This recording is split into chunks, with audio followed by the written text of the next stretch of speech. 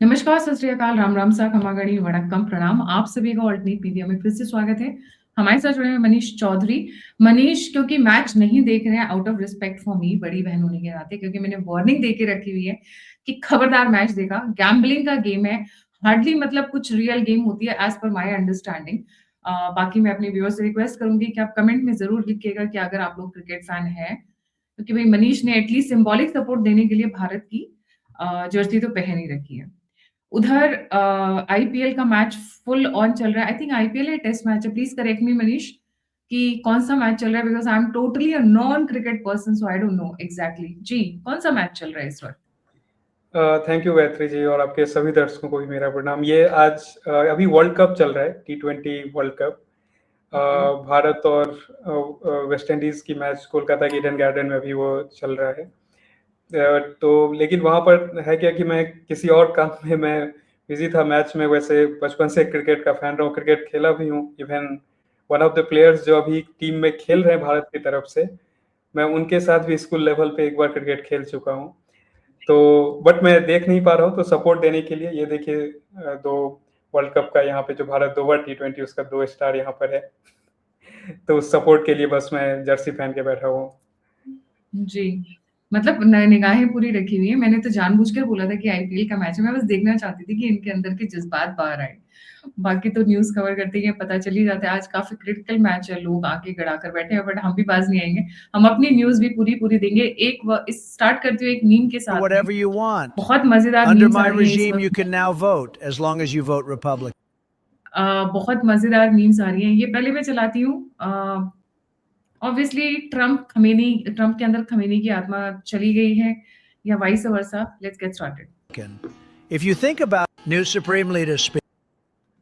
Assalamu alaikum, bitches. This is your new Supreme Leader speaking.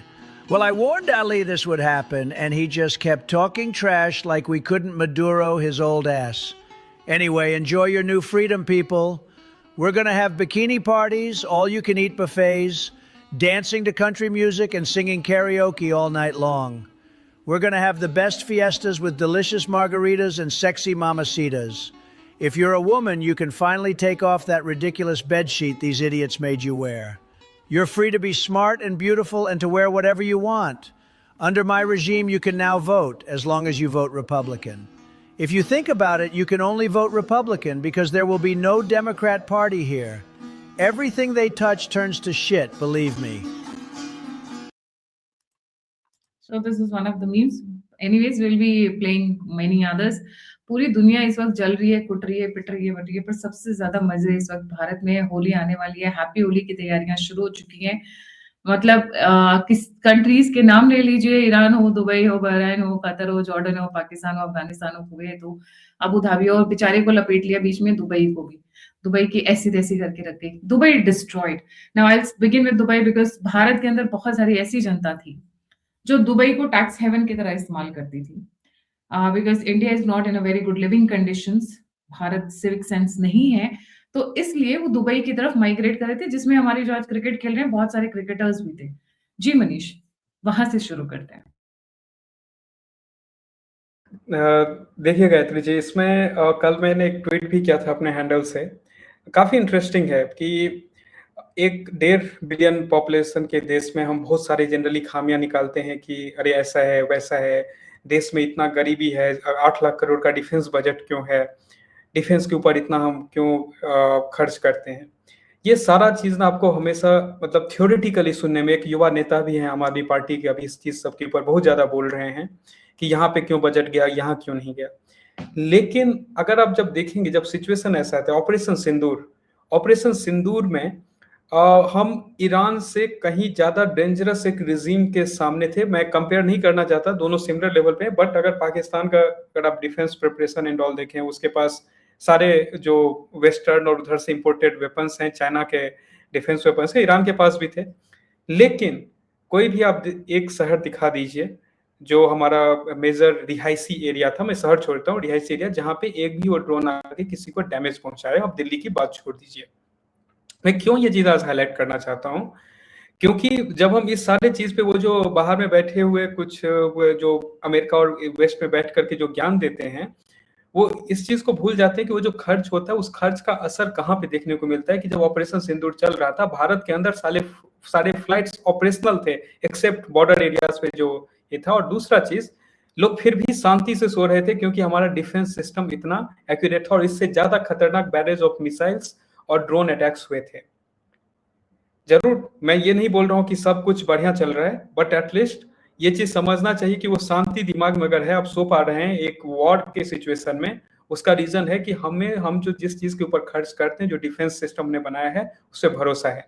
Dubai, Bahrain, Kuwait, Saudi अरब, ये सारे देश पिछले 10-15 साल 20 साल में निकल कर के आ रहे हैं एज ए टैक्स हेवन, क्योंकि वो बियॉन्ड ऑयल अपने पूरे बिजनेस को डाइवर्सिफाई करना चाह रहे हैं। और उसमें बहुत बड़ा है कि they want to become the financial centre, technology centre. हमने इसके ऊपर शो भी किया कि how they have positioned themselves to become the alternatives of America as a technology financial centre. और उसके लिए सिंस वहां पे पैसा नेचुरली था, पॉपुलेशन कम था, कंसंट्रेटेड है एक या दो फैमिली के हाथ में पावर, तो उसको उन्होंने वैसे डिजाइन किया। एंड आपको दुबई के अलावा बाकी जगह का रिपोर्टिंग नहीं दिखेगा, वो सिर्फ एलिट्स के अलावा वहां का। लेकिन वही पाम जुमेरा, वही उनके होटल्स, दुबई एयरपोर्ट, सर पे जब आज ड्रोन गिर रहे हैं, कुछ मिसाइल्स गिर रही है, तो पैनिक सिचुएशन मचा हुआ है।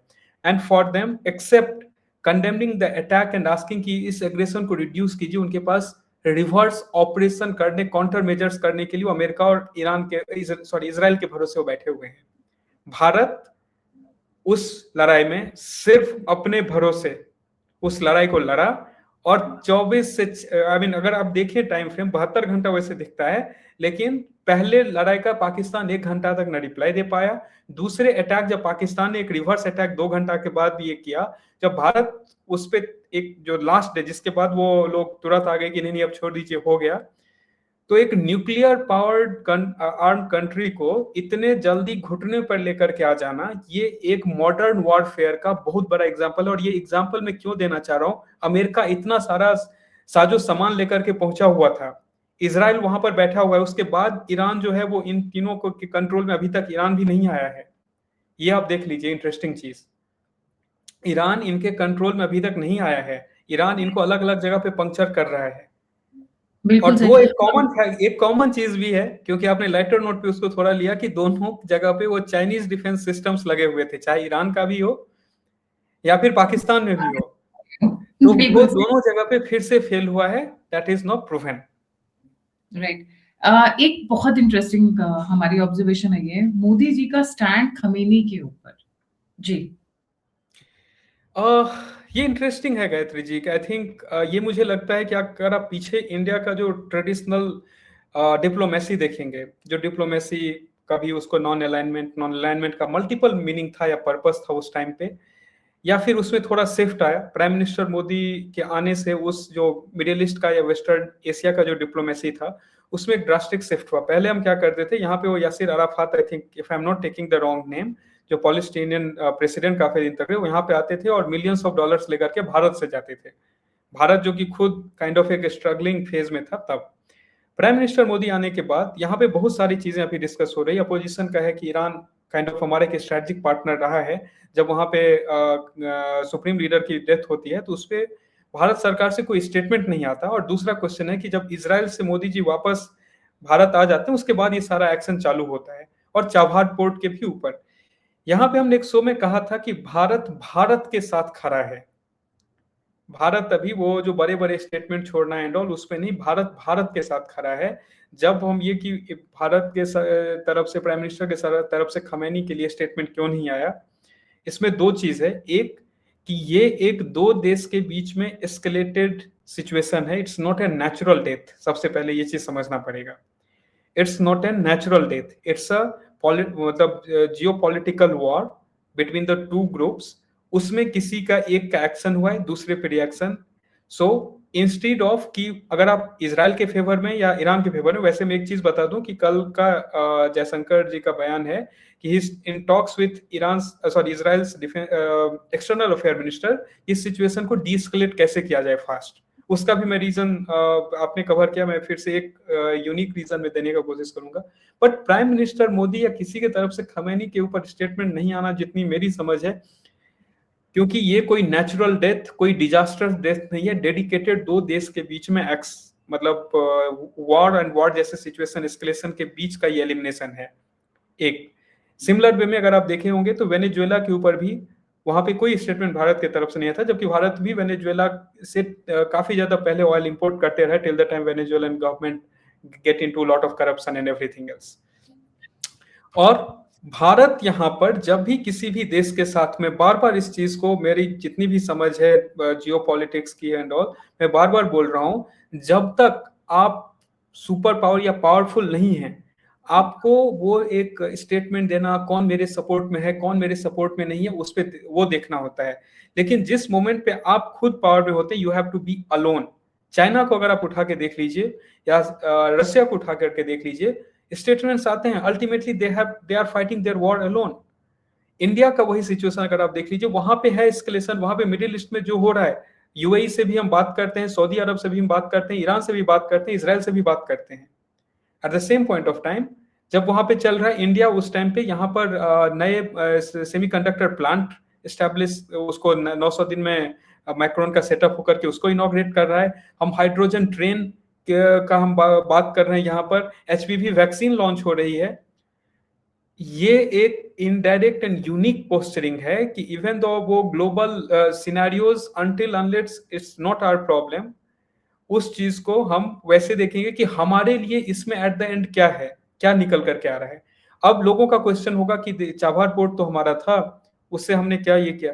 यहाँ पर देखिए, यहाँ पर जो भी सिचुएशंस जिस तरीके से मूव हो रहा है, जो मेरी समझ है, वहां पर ईरान में एक instead of going full blown war, मैं कहीं पे लिखा भी था या कहीं भी बोला भी था कि फुल ब्लोन वॉर से पहले एक टारगेटेड एक्शन करेंगे। जिस तरीके से वो जो वेनेजुएला के प्रेसिडेंट को एक्स्ट्राडाइट किया था, यहाँ पे एक्स्ट्राडिशन मुश्किल था, तो यहाँ पे इन्होंने उसको, क्योंकि ईरान जब इजराइल घुसता है तो डायरेक्ट एलिमिनेशन करता है, वो एक्स्ट्राडिशन इजराइल का गेम नहीं है, Israel's game is complete elimination. So coming back, why is Modi not tweeted about it? Modi did not tweet. Modi will tweet only after this जो escalation चल रहा है, it comes to an logical conclusion. And why? क्योंकि अभी आप किसी तरीके के ट्वीट को unnecessary आप ट्वीट एक करेंगे, उस ट्वीट से मेरा क्वेश्चन है कि होगा क्या? होगा कुछ नहीं। भारत में बहुत सारे मुसलमान हैं, वो उसको किस तरीके से प्रेडिक्ट करेंगे, फिर यूएस उसको कैसे प्रेडिक्ट करेगा, कौन बाल की खाल निकालेगा, कौन कहाँ पे क्या क्या उसका एंगल ढूंढेगा। एक ये, बिकॉज जनरली क्या होता है, जब भी किसी की डेथ होती है या कुछ भी इंपॉर्टेंट इवेंट होता है तो मोदी जी के ट्विटर हैंडल से ट्वीट एक आता ही आता है। But this is such a delicate situation कि किसी को भी ऑफेंड नहीं करना चाहते हैं इस पॉइंट पे। करेक्ट। तो and definitely Iran has been harmful for us. Remember Pahalgam में जो अटैक हुआ था, उसमें जो टेररिस्ट जिन्होंने पार्टिसिपेट किया था, जो 72 उरों के पास थैंकफुली अब पहुंच चुके हैं, वो हमास से ट्रेनिंग लेकर आए हुए थे। देखिए गायत्री जी, इसमें अगर आप ईरान के हम स्टैंस और इसमें बहुत सारी बातें किए, मैं इसीलिए मैं एक चीज को एक लाइन बोलूंगा and then I will explain और लोगों को थोड़ा सा पीछे ले जाने का कोशिश करूंगा। ईरान की जब हम बात करते हैं कि वो हमारे लिए हेल्पफुल एंड ऑल रहा है, उसमें बहुत सिंपल एक था, चाबहार पोर्ट हमारा एक लास्ट लिंकेज था। और दूसरा जिसकी सब बात कर रहे हैं कि जो खमैनी के जो ग्रेट ग्रैंडफादर थे वो बाराबांकी यूपी से हैं। दो स्टेटमेंट क्लियर।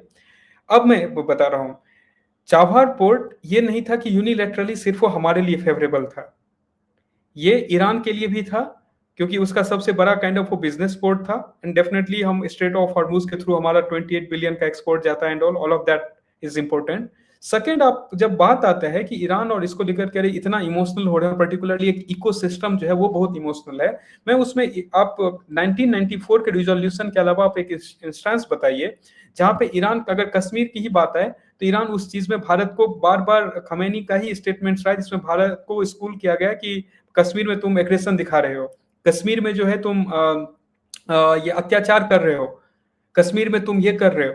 तो इस्लाम और इस्लाम खतरे में है, इस चीज को जो ये एडमिनिस्ट्रेशन है वो भी उतना ही हाईलाइट करते रही है। अब काउंटर क्वेश्चन आएगा, तो फिर क्यों कुछ दिन पहले, 2 साल पहले की ही बात है कि मोदी जी खमैनी से मिलते हैं, उनको कुछ गिफ्ट करते हैं एंड ऑल। अगेन फिर से बिजनेस रिलेशन हमारा वहां पर क्या है, भारत अभी सिर्फ हर एक रिलेशन, हर एक डिप्लोमेसी को इस तरीके से देख रहा है कि भारत को उसमें किस तरीके का फायदा वहां पे मिल सकता है जब, और दूसरा चीज, भारत उसमें न्याय संगत भी रहा है at the right point of time, या जब भी जैसे भी जरूरी हो। अगर आप देखेंगे यूक्रेन रशिया वॉर, इंडिया क्या रशिया के अगेंस्ट हो गया? क्योंकि क्वेश्चन ये भी आता है कि अरे आपने ट्रेड डील एग्रीमेंट पे आपने बात किया, आप रशिया से अगेंस्ट हो गए। नहीं, जब जरूरत आया कि रशिया यूक्रेन वॉर में यूएन में वोटिंग का, उस टाइम में भारत इधर एब्सेंट रहा है या रशिया के फेवर में वोट किया है। यहाँ पे खमैनी के ऊपर अभी इस टाइम पे ट्वीट करना, जब भारत लड़ाई में नहीं घुसने के मोड में किसी तरीके का, यहाँ पे भारत एक उस रेस पे भाग रहा है जहां पे ये इसका गोल है 2047 में विकसित भारत बनना। 2047 में कौन बड़ा बड़ा गुलछर्रे जैसा स्टेटमेंट किसके फेवर में बोलता है, वो नहीं है गोल। क्योंकि वो लोग भी तब आपकी सुनेंगे जब आपके पास पावर होगा। रामधारी सिंह दिनकर ने बहुत पहले लिख के गए थे कि क्षमा सोचती उस भुजंग को जिसके पास गरल हो। तो यहां पर भारत अभी कोई भी स्टेटमेंट इस मोमेंट पे देना, इसका मतलब, क्योंकि ये एक मिलिट्री एक्शन के बीच का ये डेथ है, ये नेचुरल डेथ, डिजास्टर, एक्सीडेंट नहीं है। यहाँ पे इस डेथ में अगर आप स्टेटमेंट देते हैं, then you are kind of disbalancing the balance जो इंडिया ने उस एरिया में क्रिएट करके रखा हुआ है। क्योंकि यहाँ पे ईरान के अगेंस्ट किस किस का, सिर्फ ईरान इजराइल नहीं है गायत्री जी, यहाँ पे ईरान वर्सेस यूएई है, ईरान वर्सेस सऊदी अरब है, ईरान वर्सेस कतर है। यहाँ पे वो सारे अलग अलग, हाँ डेफिनेटली हमारा एक अलग सेंटिमेंट है फॉर कतर, वो मैं नहीं इसमें लाना चाहूंगा। लेकिन और जो भारत में जो बहुत सारे जो अटैक्स होते हैं, और ईरान किसके फेवर में वहां पे ऑपरेट कर रहा है? ईरान वहां पे जो हमास है, वहां पे जो हिजबुल्लाह है, इस सब के ये सब जो ग्रुप्स हैं, ईरान उसके बिहाफ पे भी वहां पे लड़ाई लड़ते रहे, उनको सप्लाईज देते रहे, और वहीं से कुछ आकर के जो कश्मीर अटैक्स हुए थे उसमें भी ट्रेनिंग लेकर के आए हुए थे। तो मुझे नहीं लगता, अगर आप इसको बहुत सारे एंगल से देखा जा सकता है, अगर मैं ब्लंटली इन 21st सेंचुरी भारत के नजर से देखूं कि इसमें कमेंट करना या इस पे अभी पोस्ट करना या कुछ उस पे एक्ट करना, may be backdoor channels open होंगे जहां पर इसके डीएस्केलेशन की बात चल रही होगी, लेकिन वहां पे इस तरीके का अभी कोई भी कमेंट करना, दूसरा कि भारत में मुस्लिम नाराज हो जाएंगे एंड ऑल, प्रॉब्लम यहाँ पे तो बहुत सारे ऐसे केस हुए हैं। अब्दुल हामिद के लिए कितने लोग यहाँ पे नाराज हैं? जब ये कश्मीर में 28 लोग मारे गए, कितने लोग सड़क पे उतर के प्रोटेस्ट किए? जो आज प्रोटेस्ट कर रहे हैं कि अल खमैनी वहां पे, ये इमरान के सुप्रीम लीडर खमैनी मारे गए और इतने सारे लोग उतरे हुए हैं प्रोटेस्ट में। मेरा क्वेश्चन है, जब 28 लोग मारे गए पहलगांव अटैक में, तो ये कहाँ था? ये प्रोटेस्ट इन्हीं लोगों का नहीं था ना? तो जो हमारे आप हंसेंगे जो मैं अभी आपको वीडियो दिखाने जा रही हूँ, आप हंसेंगे। देखिए, मैंने म्यूट कर दिया जानबूझ के। चलिए ऑन कर देते हैं, let's see what they are saying. Sorry, let me just control it from the other side.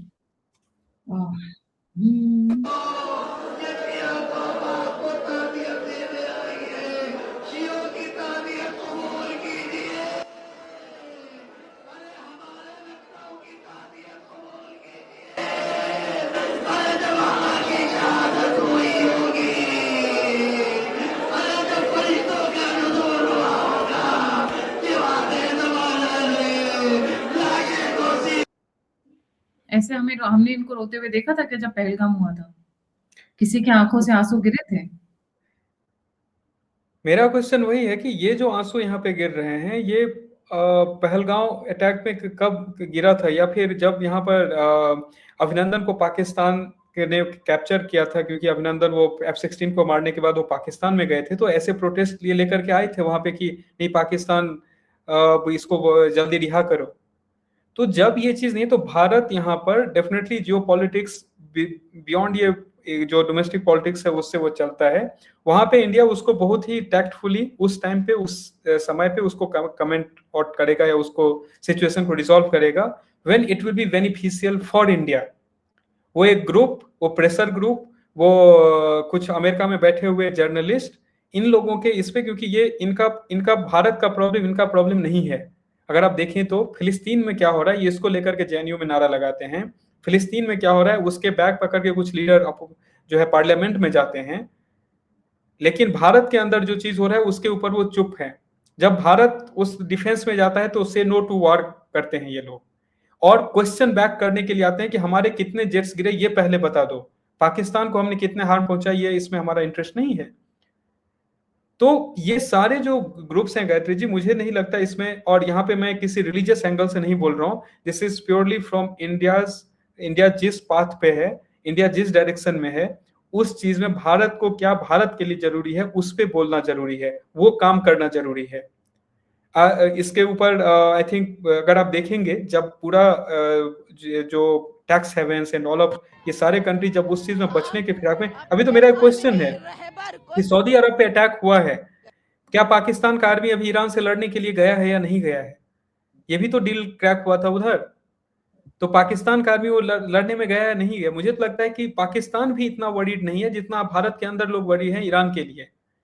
और ईरान में जो लोग हैं एक्चुअली वो तो वहाँ ऐसे की सेलिब्रेट लड़कियां कर रहे हैं जो आपके वहाँ वीडियो पे लेफ्ट वहाँ साइड में।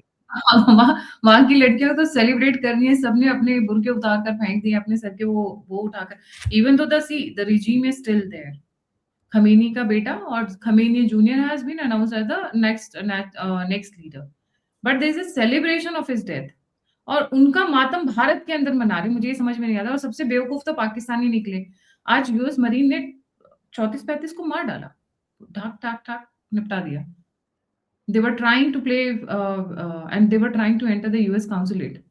UN की बॉडी के ऊपर अटैक किया, UN का जो सेंटर है उसके ऊपर अटैक किया। ये इतनी जाहिलियत ये कहाँ से लेकर आते हैं? इनका आईक्यू लेवल कहाँ से आता है समझ नहीं आता है। जी।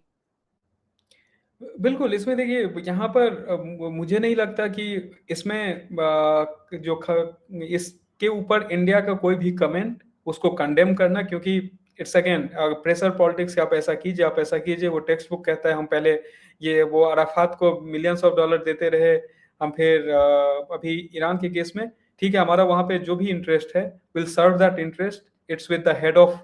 अगेन गायत्री जी क्वेश्चन यहाँ पे नया ये आता है, मैं फिर से जो हमने बांग्लादेश के केस में बात किया था, हमारा रिलेशन वहां पे खमैनी या किसी से नहीं है, that is their internal problem. वो उधर किससे लड़ रहे हैं?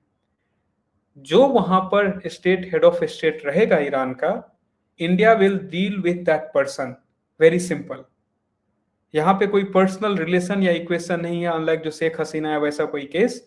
इट विल बी कि वहां पे जो भी ईरान, चाहे वो शाह फैमिली हो, चाहे वो कोई, क्योंकि इसका मैं एक एग्जांपल बताता हूँ। अब अफगानिस्तान का केस देख लीजिए।